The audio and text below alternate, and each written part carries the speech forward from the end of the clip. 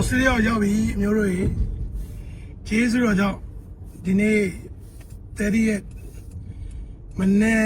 10:30လောက်ပေါ့ကျွန်တော်တို့မဲဘုံရောက်တယ်လို့သူဆိုဘုရားခင်ပို့ဆောင်ပေးတယ်ဆူတောင်းပေးတဲ့ညီကောင်ရောက်စီတိုင်းသူပဲကျေးဇူးတင်တယ်လုံခြုံစွာဘုရားပို့ဆောင်ပြီ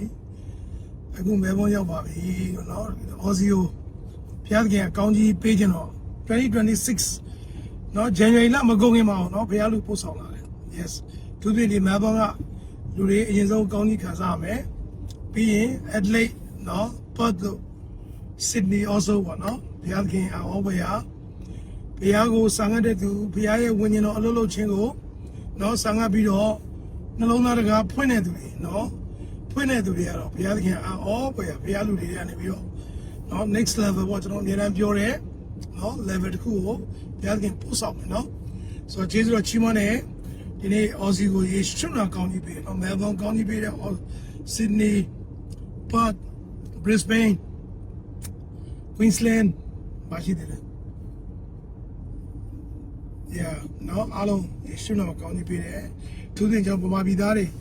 နော်ရှိတဲ့နေရာတိုင်းကိုကောင်းကြီးပေးတယ်ဘုရားသခင်ပို့ဆောင်ရင်လည်းကျွန်တော်ဟိုပါလေ Brisbane ကကိုသောမတ်နော်ကျွန်တော်ဟိုလွန်ခဲ့တဲ့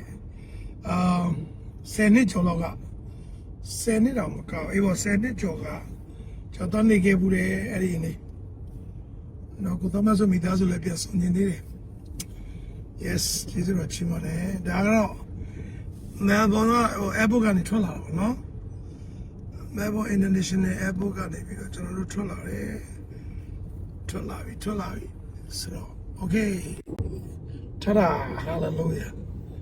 ကဲဒီမှာကျွန်တော်လာကြိုရတော့မှာကိုသားကြီးလို့ခေါ်တယ်ကိုသားကြီး Melbourne နော် Melbourne ရောက်ကိုသားကြီးလို့နာမည်អော်လိုက်သူရောက်လာလိမ့်မယ်နော်အမှန်တချစ်စရာကောင်းတယ်ဖေအားချစ်တဲ့သားဖြစ်တယ်ကိုသားကြီးနဲ့ဆရာတွေ့ရဘယ်နှစ်ရှိပြီမမီလားစဆုံတာ10နှစ်ကျော်ပြီနဲ့10နှစ်တောင်တော်တော်ကျော်ပြီနော်ကျော်ပြီ10နှစ်ကျော်ပြီ10နှစ်တောင်တော်တော်လေးကျော်သွားပြီဆိုတော့အဟောပွဲရပြီနော်ကိုသားကြီးဆရာနဲ့ဆက်တွေ့တော့နည်းနည်းရှူရှိုက်လေးရှိရနော်ရှိတယ်ရှူရှိုက်အတော့စားလေးတွေနော်ပပနည်းနည်းပပ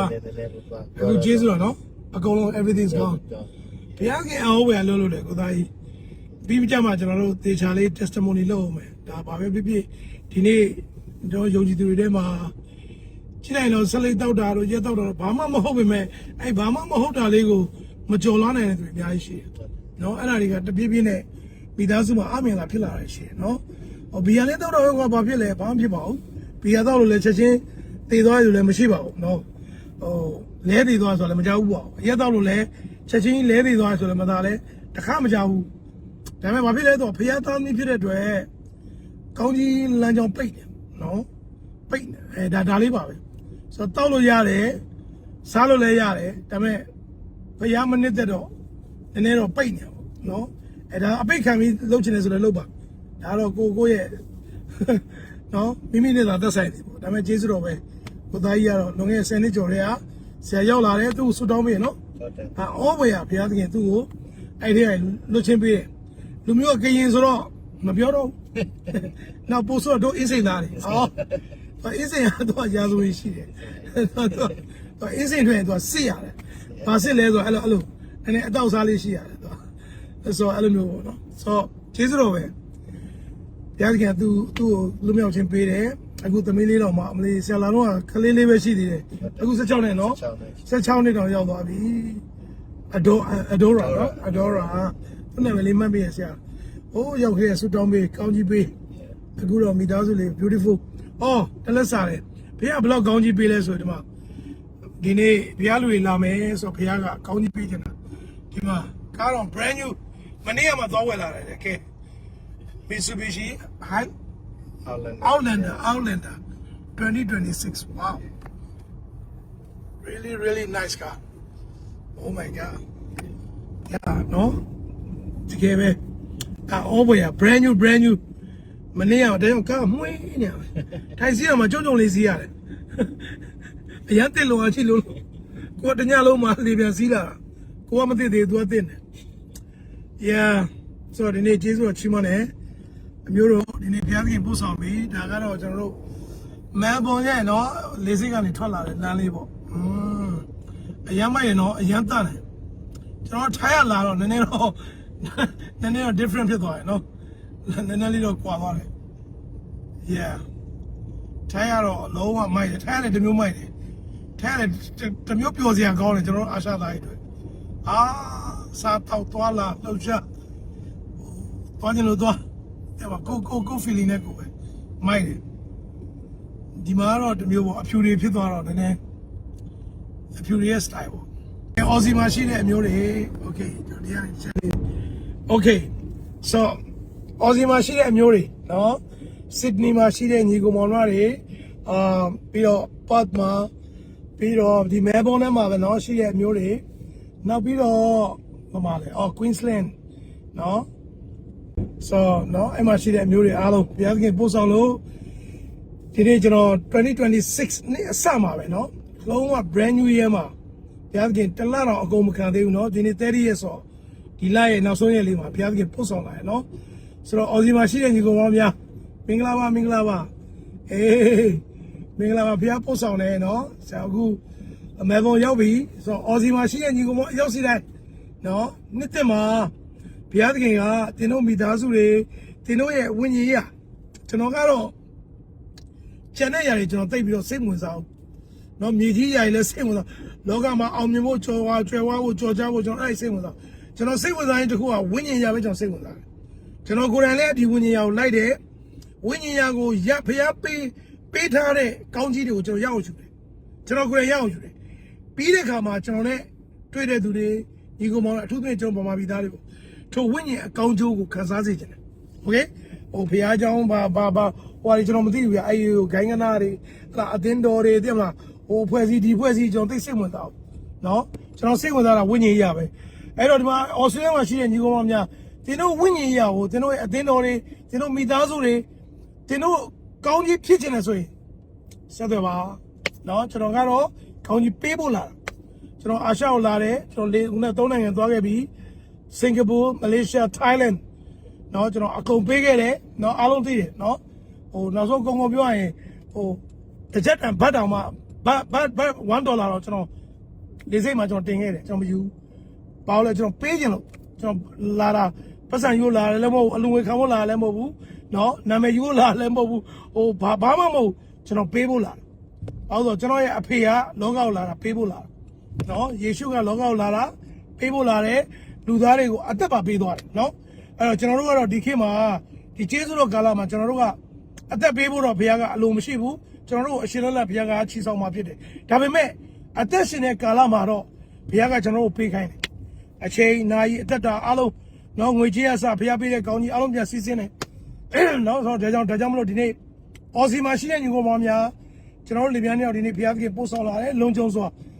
ဆိုတော့ကျွန်တော်အခုထိုင်းလန်မှာသွားခဲ့တယ်တလတာနီးပါပေါ့နော်ကျွန်တော်ထိုင်းလန်ကို2ရက်ရောက်တယ်ကျွန်တော်29မှာပြန်ထွက်လာဆိုတော့ပြောမယ်ဆိုတလနီးပါပေါ့နော်တရက်နေ့ပဲလိုပါတော့တယ်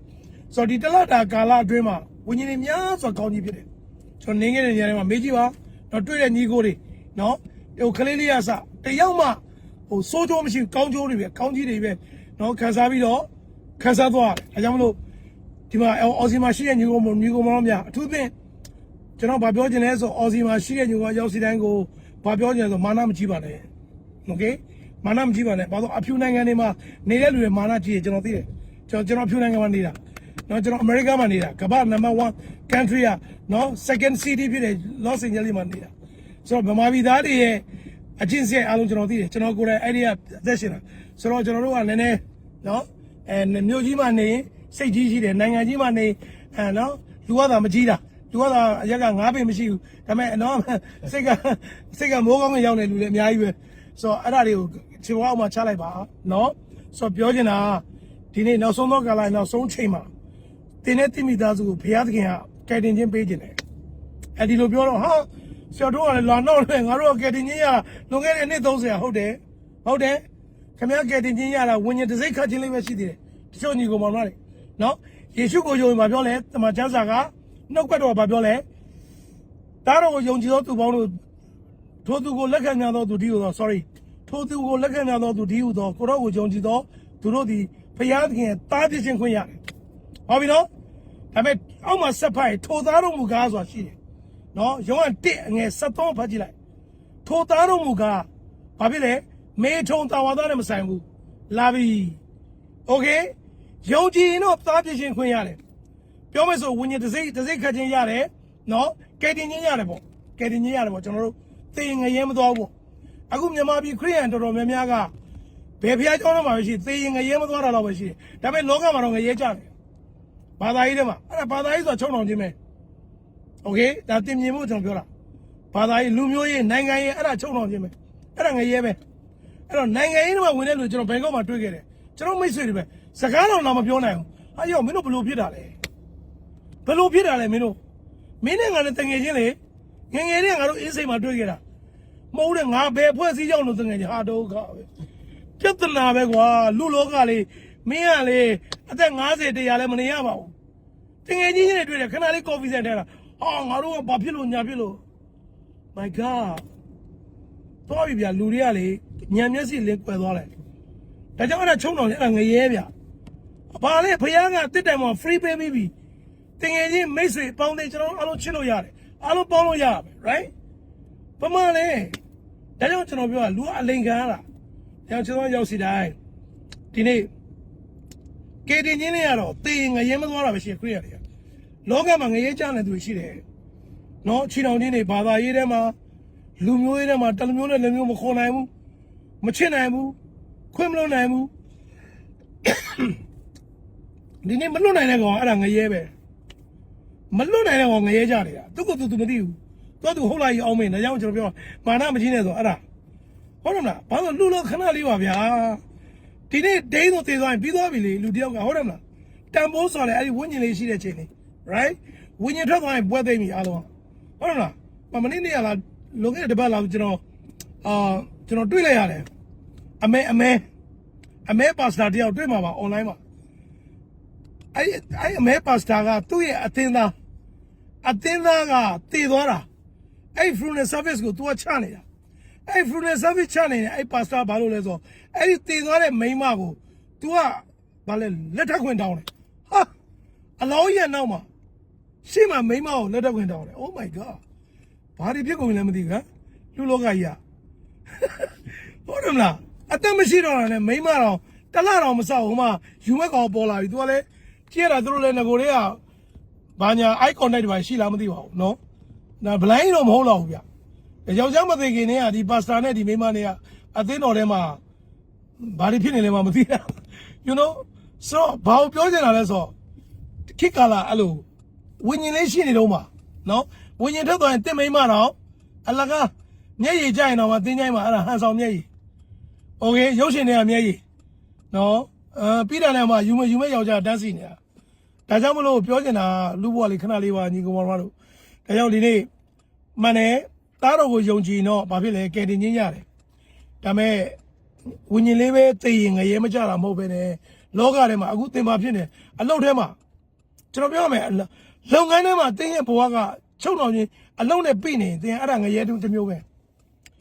အကျွေးတွေပြိနေအဲ့ဒါငရဲတစ်မျိုးပဲပူလောင်ရတယ်လေနော်အများကြီးပဲဗျလောကကြီးမှာโอเคဘယ်နိုင်ငံမှာနေပါเนาะကျွန်တော်ကြည့်နေတယ်ဆိုတော့ဒီနိုင်ငံတွေအားလုံးကသူက system တစ်ခုနဲ့ run လာတာအဖြူတွေကနော်သူတို့စနစ်တစ်ခုရှိတယ်အဲ့စနစ်ထဲမှာ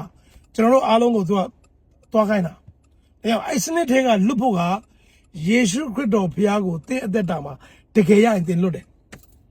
ကျွန်တော်ဒီ good news လာပေးတာကျွန်တော်ခရစ်ယာန်တွေဟိုအသင်းတော်တွေဂိုင်းကနာတွေလူမျိုးရေးတွေကျွန်တော်စိတ်ဝင်စားဘူးကျွန်တော်ပြောဆိုတာကျွန်တော်ရိုးရိုးရှင်းရှင်းလေးပဲကျွန်တော်တို့ကိုယ်တိုင်ကျွန်တော်အခု session တွေတည်းရောက်လာပြီဘယ်ဂိုင်းကနာဘယ်လူမျိုးဘယ်အကျွေးဘယ်နိုင်ငံဘယ် system အောက်ထဲမှာကျွန်တော်သိမရှိဘူးကျွန်တော်ဖယားနိုင်ငံတော်ထဲမှာပဲသက်ရှင်တယ်အဲ့ဒီနိုင်ငံတော်ထဲမှာအသက်ရှင်တဲ့လွတ်မြောက်ခြင်းကိုကျွန်တော်အခုရောက်တဲ့နေရာထဲမှာညီကောင်မောင်မတွေကျွန်တော်အခုပေးနေတာโอเคအဲ့ကြောင့်အော်စီမှာရှိတဲ့ညီကောင်မောင်များဝန်လေးပင်ပန်းတော်သူများဖြစ်နေတဲ့သူတွေဆက်သွယ်ပါเนาะကျွန်တော်တို့ကိုဖယားပို့လာတယ်ဆိုတော့ဖယားလူကိုဒီမြေကိုနင်းခိုင်းတယ်ဆိုတော့ဒီမြေကောင်းကြီးဖြစ်ဖို့ဖြစ်တယ်တင်းနဲ့သိမိသားစုကောင်းကြီးဖြစ်ဖို့မာနကြီးရင်တော့ဘုရားတကယ်ရည်တွက်ထားတယ်ဘုရားတကယ်အကုန်ကောက်လှုပ်ထားတယ်โอเค blessing တခုလည်းကောက်တာမဟုတ်ဘူးcount your blessing ဆိုတချို့က blessing တခုပဲကောက်တယ် no သူ့ကိုမလက်ခံမကြိုဆိုတာတွေလည်းကောက်ထားတယ်โอเคဒါကြောင့်မလို့ဒီနေ့နှိမ့်ချခြင်းနဲ့နော်တင်းရဲ့အသက်တာမှာဘာတွေလိုအပ်နေလဲလူဆိုတာနေ့တိုင်းလိုတယ်ကဲတင်ချင်းကျွန်တော်အခုပြောတယ်ကဲတင်ချင်းနော်ကျမ်းမာရေးမှာလည်းကဲတင်ချင်းလိုတာလိုတယ်တချို့တွေ2025 2020နဲ့2024 2025မှာရေးလဲတောင်းတော်ပြီပဲ2026လဲဝင်ရောသွားပြီကျမ်းမာရေးကစပြီးတော့ကြာဆင်းလာအဲ့ဒါကျမ်းမာရေးကဲတင်ချင်းလိုတယ်ကျွန်တော်မိတ်ဆွေတယောက်ဆိုရင်ကျွန်တော်နဲ့အသက်တူရွယ်တူပဲကျွန်တော်အဲလီမာတူနေတာကျွန်တော်မလေးရှားရောက်တယ်ခရစ်စမတ်နေ့မှာ25ရက်နေ့မှာဆုံးသွားတယ်ကင်ဆာနဲ့ဆုံးသွားတာ Oh my god စဉ်းစားကြည့်2026ကိုမဝင်လိုက်ရဘူးဘာဖြစ်သွားလဲသူကျမ်းမာရေးနဲ့ပတ်သက်ပြီးတော့အသက်ပါဆုံးရှုံးသွားတယ်အဲ့ဒါဘာဖြစ်သွားလဲကယ်တင်ခြင်းကျမ်းမာရေးနဲ့ကယ်တင်ခြင်း तू မရလိုက်ဘူးဟုတ်ပြီနော်အဲ့ဒါကြောင့်မို့ကျမ်းမာရေးမှာလည်းကယ်တင်ခြင်းလိုတာပေါ့ဒီနေ့ဒီခေတ်ကာလမှာအားလုံးသိတဲ့အတိုင်းပဲနော်မကျမ်းမာတာအများများတယ်ဟုတ်တယ်မလားရက်ဆက်တယ်နော်ကျွန်တော်မှခဏလေးရှင်းပြရင်လည်းပြောပြမယ်နော်အကုန်လုံးအသိတဲ့အတိုင်းပဲကျမ်းမာရေးမှာလည်းဒီနေ့အစားအသောက်တွေကနော်ယောဂတွေရတယ်စီးချိုးသွေးချိုးဘာချိုးညာချိုးတွေအများကြီးပဲโอเคနောက်ဆာလံချုပ်ထားရမျိုးရုံးမှာပါလာတဲ့အာမင်္ဂလာတွေနော်မလွတ်မြောက်နိုင်ဘူးမအောင်မြင်နိုင်ဘူးအလင်းမလင်းနိုင်ဘူးဘုရားကတော့ပြောတယ်ကျမ်းစာထဲမှာသင်တို့ဒီဤလောကကြီးအလင်းနဲ့တရားမှမလင်းဘူးအဲ့ဒါလည်းဘာလဲသလားငရဲပဲဘုရားကအလင်းပေးတာမလင်းနိုင်ငရဲပဲအဲ့ဒါအချိန်မဲ့အဲ့ဒါအာမင်္ဂလာဖြစ်နေတာလင်းကိုလင်းရမယ်ဖန်ဆင်းရှင်ဘုရားကိုယ်တိုင်တင့်ကိုအလင်းလို့ပြောတာပြီးသားတင်ဟာစာအရသာရှိသောအသက်တာနဲ့အသက်ရှင်ရမလို့ဖခင်ကအဲ့ position ပေးပြီးသားဒါပေမဲ့တင်နဲ့တင်မိသားစုကအလင်းလည်းမဖြစ်ဘူးစားလည်းမဖြစ်ဘူးဆန်နေတော့ဘုရားကြောင့်တော့ပဲရောက်တာနဲ့အဲ့လိုနဲ့သွားလို့မရဘူးအဲ့ဒါကခင်အလင်ခံနေရတာနော်ဒါကြောင့်မလို့ဒီဘွားကနေလွတ်မြောက်စေခြင်းလို့ဘုရားကသူ့လူကိုဒီနေ့အော်စတြေးလျနိုင်ငံကိုပို့လာပြီဖြစ်တယ်နှိမ့်ချခြင်းနဲ့နော်ခံယူဖို့ပြင်ဆင်ကြပါကျွန်တော်ကတော့တကယ်မြတ်တာနဲ့ပေးဖို့လာတာအခုမေးကြည့်မှာညီကိုကျွန်တော်အကုန်တင်ပေးတယ်နော်ဘယ်လောက်ထိကျွန်တော်တင်ပေးလဲဆိုနောက်ဆုံးကျွန်တော်ထွက်ခံနေသည့်ရောအကုန်ကျွန်တော်ပတ်စံတွေပေးခဲ့တယ်ဘာလို့လဲကျွန်တော်ကိုပတ်စံပေါ်လို့ပေးတာမဟုတ်ကျွန်တော်ဘာကိုပေးနေရလဲဆိုပေးကမ်းခြင်းဆိုတဲ့အရာကိုကျွန်တော်တင်ပေးခဲ့တာကျွန်တော်တော့မသိဘူးဟာရှောက်တွင်းရတော့ရေးမှာဟာအလအပါတဲကဘာလဲအလူတဲကကြီးရှောက်လူနေ no မဟုတ်ကျွန်တော်တင်ပေးနေတာကျွန်တော်ဗမာပြည်သားတွေဘယ်ရမလဲအမီစားခေါင်းရခေါင်းစားဘယ်အလကားရမလဲသိမလားဟို shopping သွားတာတော့မှဘယ်နေရာက on sale လဲဆိုတော့သွားတာတော့ဘယ်နေရာ free ရမလဲဆိုတော့စတဲ့ဟိုအဲ့လိုလာတာဆိုတော့အဲ့ဒါကမဟုတ်ဘူးဆိုတော့ပေးကမ်းခြင်းဆိုတာကကိုကပေးတဲ့ level ကိုတက်ရင်ကိုကပေးတဲ့ဘဝရောက်တော့โอเคလက်ပြတဲ့ဘဝပဲမျောတဲ့ဘဝမှာပဲတောင်းနေဆိုခင်ဗျအဲ့ဘဝမတက်တော့ဒါကြောင့်ဒီ level လေးတွေတက်ဖို့လိုတယ်โอเคအဲ့တော့ဘုရားခင်ရှိပါလဲဘုရားကတောင်းကြလို့ဆိုတော့မိုးလင်းတာနဲ့ဘာတောင်းလဲကျမ်းမာခြင်းပေးပါအလုတ်ကောင်းကောင်းပေးပါတချို့ကမယားပေးပါသားပေးပါကားပေးပါအိမ်ပေးပါတိုက်ပေးပါဟုတ်ဒုက္ခအကုန်လုံးဒါပဲတောင်းနေတယ်ဘုရားကိုပြန်ပေးတဲ့အရာတခုမှမရှိဘူးဒါကြောင့်ဒီ level တွေတက်ရမယ်ဒါကြောင့်ကျွန်တော်ပြော new level new year new level သွားမယ်โอเคဒါကျွန်တော်တို့2026က brand new တကယ် brand new year ပဲเนาะအခုမှတစ်လပဲရှိသေးတယ်17လကြာသေးတယ်သက်ရှင်မှု right ဆိုတော့ level တခုသွားရမယ်အဲ့ level တက်ရမယ်ဒီကိုယ်တိုင်ကဘုရားခင်ရှိမှာဟိုကျမ်းမာရေးလဲတောင်းဟိုငွေကြီးလဲတောင်းအကုန်တောင်းနေရသေးတင်ကတောင်းတဲ့ဘဝမှာပဲရှိသေးတယ် no level တွေပြောင်းရတော့မယ်ဒါကြောင့်ကျွန်တော်ပြောတာဒီနေ့ကျွန်တော်တို့ဝင်ခမ်းမဲ့နေရာကျွန်တော်ကြော်ညာလေးတင်ထားပါတယ်နောက်အခု Sunday မှာဒီ change set အခုမှာအရင်ဆုံးကျွန်တော်စမယ်เนาะဘာပဲဖြစ်ဖြစ်ဟိုချင်းနေကရင်တွေပါလူမျိုးတွေလည်းကြည့်မလဲဖခင်ရဲ့နှုတ်ဘတ်တော်ငါတို့ဆံငတ်တယ်နော်ဖခင်လူတွေလာတယ်ငါတို့ဘာပဲဖြစ်ဖြစ်ဖခင်ငါတို့ကိုတခုခုနော်ဒီဆရာတွေတွေကနေပြီးတော့အလုပ်လုပ်မယ်ဆိုရင်နှလုံးသားနဲ့လာခဲ့ပါတင်လာခြင်းနဲ့ပြန်ခြင်းထူးကိုထူးကြရမယ်နော်အဲ့ level တက်ရအောင်နော်နောက်တချို့ကပေးတယ်ဘယ်လိုပဲပေးကိုလူမျိုးပဲကိုပေးတယ်အဲ့ဒါလည်းမဟုတ်သေးဘူးပြန်ငါတို့လည်းပေးပါတယ်တဲ့ဘယ်ကိုပေးလဲဆိုငါတို့ကကရင်ဆိုကရင်ပဲပေးတယ်ချင်းဆိုလည်းချင်းပဲပေးတယ်မဟုတ်ဖခင်လူမျိုးတကာလည်းဘုရားအလုပ်လုပ်တယ်โอเคဆိုတချို့ကအဲ့လိုမျိုးနှလုံးသားရှိတယ်အဲ့ဒါလည်းမမှန်သေးဘူးโอเค no ကိုလူမျိုးတည်းမှာဒါကြောင့်မလို့ခုနဒါလေးနဲ့အဆုံးသတ်မယ်နော်ကျွန်တော်လည်းရောက်ရင်းနဲ့နည်းနည်းအမျိုးတွေလည်းရောက်တဲ့အကြောင်းပြောရင်းနဲ့အလကားလမ်းကြောင်ဖြစ်ခြင်းနှုတ်ဘတ်တော်တစ်ခုပေးခြင်းတယ်โอเคရောင်း173ဘာပြောလဲစနစ်ကတော့ထိုသူကိုလက်ခံများသောသူဒီဟုသော ကိုတော့ကိုယုံကြည်သောဆိုဘုရားခင်တားပြသောအခွင့်ရပြီ73ကဘာပြောလဲထိုသားတော်မူကားအဲ့ကောင်ရေးကြည့်တယ်အရေးကြီးတဲ့73ကယောဟန်173ကထိုသားတော်မူကားလူမျိုးနဲ့ဆက်ဆိုင်ဖွာတော်သားမို့လာပြီဘာဖြစ်လဲမေထုံတဝါဒတဲ့လား sex နဲ့မလာတော့ဘူးနော်မေထုံတဝါဒဖွာတော်သားမဟုတ်တဲ့လူလွန်လျောက်ဖွာတော်သားမဟုတ်တဲ့လူတွေအခုတင်တယ်လေဒါငါရဲ့ဝิญဉ်သားငါရဲ့ဝิญဉ်သမီးအဲ့ဒါဘာလို့လဲလူတွေမွေးဖွားမိနေတယ်အဲ့ဒါဝิญဉ်သားသမီးတွေ no ဒါကြောင့်ဒီနှုတ်ဘတော်ကိုတေချာဆင်ခြင်ကျွန်တော်ဒါကိုပဲကျွေးမှာအခုဘုရားကအဲ့ဒီနဲ့အ내ကိုဖော်ပြနေယူတဲ့လူရမယ်ဘာပြောလဲလူမျိုးနဲ့ဆက်ဆိုင်ဖွာသားမဟုတ်ဘူးမေထုံနဲ့ဖွာတဲ့သားမဟုတ်ဘူးလူလိုလျောက်ဖွာသားဆိုအခုပါစတာတွေရက်ဒန်တွေမွေးထုတ်ပေးတဲ့သားတွေအဲ့သားလည်းမဟုတ်အဲ့ဒါလူတွေမွေးတာဘာဖြစ်လဲဖယားသခင်ဖွာတော်မူသောသားဝိညာဉ်တော်အပြည့်ဝိညာဉ်မွေးတဲ့သားအဲ့ဒီမျိုးဘုရားလိုချင်โอเคအဲ့ဒီမျိုးဒါကြောင့်ဝိညာဉ်ဖွာတဲ့သားဆိုတာကဘာပြောလဲကျွန်တော်တချင်းလေးအောင်ရှိသေးတယ်ဘာဖြစ်လဲခရစ်တော်၌ယူဒာလူမရှိဘူးဒီလိုပဲဟေလသားလူမရှိဘူးဒါကိုနားလေတော့ကြရင်တကယ်ကိုဘာဖြစ်လဲပြဿနာမဟုတ်ပါဒါပေမဲ့တချင်းတွေကတော့ share ပဲဆိုတာလဲခရစ်ယာန်တွေပဲပြီးသွားကြည့်လိုက်ဟေးငါกินမငါกินငါဗမာမငါဗမာငါကလားမငါကလားဟမ်ငါကချင်မငါကချင်ဩငါချင်းမငါချင်းပြဿနာဒါပေမဲ့ပြောရတော့ခရစ်တော်ပဲဟုတ်တယ်နော်ဒါကြောင့်ကျွန်တော်ရောက်စီတိုင်းတကယ်ကိုတကယ် is real နော်အမှန်ကန်တကယ်ကိုဘုရားဖွားတဲ့သားကလူမျိုးလည်းမရှိတော့ဘာသာလည်းမရှိတော့ဂိုင်းကနာလည်းမရှိတော့ဘာမှမရှိတော့လူမျိုးတွေကဝိညာဉ်တွေကိုချစ်တာဝိညာဉ်တွေကိုပေးတာโอเคဝိညာဉ်တော်ဘုရားရဲ့အလိုတိုင်းပဲအတွက်ပဲအသက်ရှင်တော့တာအဲ့ level ကိုသွားရမယ်ညီကောင်မတို့โอเคဒါချစ်လို့ကျွန်တော်ပြပြတာ intro လေးပေါ့ဒါဩစတြေးလျကိုရောက်ချင်းခြေချကြရင်ကျွန်တော်ဩစတြေးလျတနိုင်ငံလုံးအတူကဘာမှာရှိရောညိုရောက်စီတိုင်းကိုရောက်တဲ့ကြောင်းလေးနဲ့ဒီနှုတ်ပတ်တော်လေးကို share ပေးခြင်းဖြစ်တယ်အဲ့တော့ကိုယ်စဉ်းစားငါတို့ကကရင်ဆိုခင်ဗျားသွားပြီခင်ဗျားခရစ်တော်နိုင်မဟုတ်သေးဘူးအဲ့ဒါဘာသာရေးနိုင်ပဲငါတို့ကချင်ဆိုအဲ့ဒါဘာသာရေးနိုင်ပဲငါတို့ကဗမာအဲ့ဒါဘာသာရေးပဲဘာသာရေးဆိုဘာဖြစ်လဲနှစ်ဆသောငရေသာမဿဲ23:15မဿဲ23:15သပတ်ဘာသာရေးတော့ရှိတယ်နှစ်ဆသောငရေပူလောင်ခြင်းတွေသားသမီးတွေပူရတာဟမ်လင်ယောက်ျားတွေပူရမယားတွေပူရတာနဲ့ကားတွေပူရအိမ်တွေပူရတာပူနေပြီဟုတ်လားအဲ့ဒါပဲနှစ်ဆသောငရေဆိုအဲ့ဒါဒီနေ့ next level okay 2026မှာအဲ့ဒီနိုင်ငံတွေကနေလွတ်တဲ့ယေရှုကဘာပြောလဲဤလောကငါတို့နဲ့မဆိုင်ဘူးဤနိုင်ငံငါတို့နိုင်ငံမဟုတ်ဘူး okay ငါတို့နိုင်ငံဘယ်နိုင်ငံလဲမအိုမနာမသေးတဲ့နိုင်ငံဟာလေလုယာဖခင်နိုင်ငံတော်ရှိတယ်။ကျွန်တော်ရောက်စီတိုင်းဒီနေ့ဖခင်လူကိုဖခင်ကြီးတင်တို့ရှိကိုနော်ရောက်အောင်ဖခင်ကြီးပို့လာတယ်။ကျွန်တော်အခုအိမ်ရထွက်လာ2လဒီပါရှိသွားပြီ။ကျွန်တော်မှာခါသားသမီးလေးတွေရှိတယ်။ကျွန်တော်အားလုံးပြည့်ခဲ့ပြီးတော့ဒီဇင်ဘာလ10ရက်နေ့ကကျွန်တော်ထွက်လာတာ။မနစ်တည်းကကျွန်တော်ထွက်လာတာအိမ်ကနေအေဝံဂေလိ okay 2025ဒီဇင်ဘာ10ကထွက်လာတာ။အခု January